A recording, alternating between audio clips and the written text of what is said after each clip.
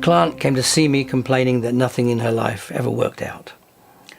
She said that however hard she tried, she would always trip herself up and fail.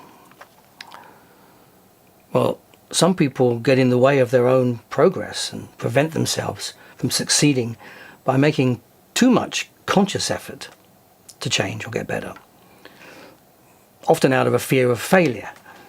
And this is exactly what she was doing to herself.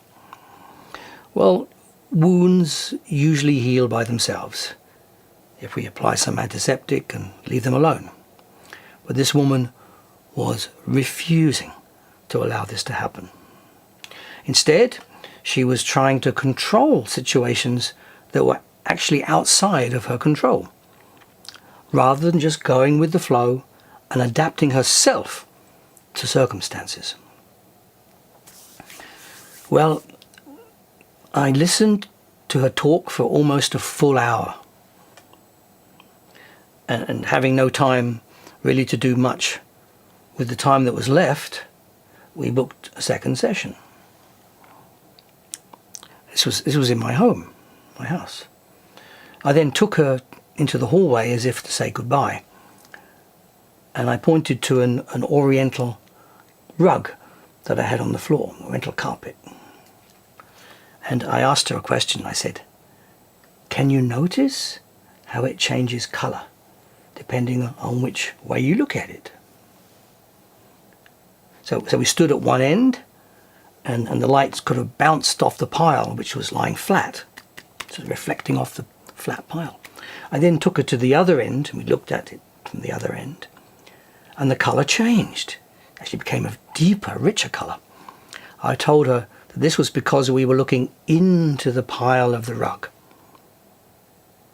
So the pile lay down in one direction, and it changed depending on which angle you looked at it. I explained how hard it was to brush the rug when brushing into the pile, because all the dirt went into the pile of the carpet, and how much easier it was to brush the rug when you were brushing with the pile, because you were brushing the dirt across the pile.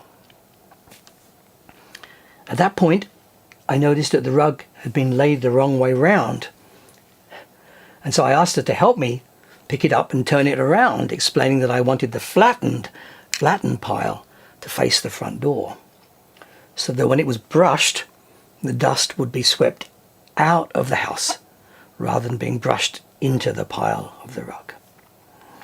Well, she helped me, and it's about 2.5 meters long and 1.5 meters wide. We lifted it up and we repositioned the rug together.